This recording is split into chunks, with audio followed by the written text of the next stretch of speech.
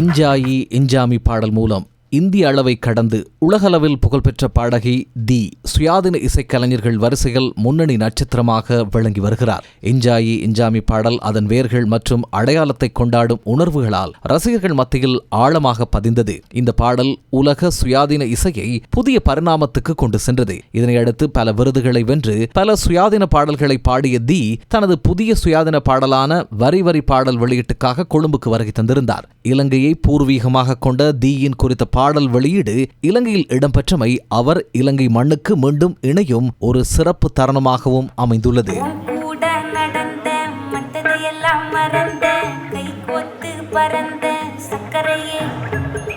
நீ பேச விழுந்த நெஞ்சில ஒன்ன சம்பந்த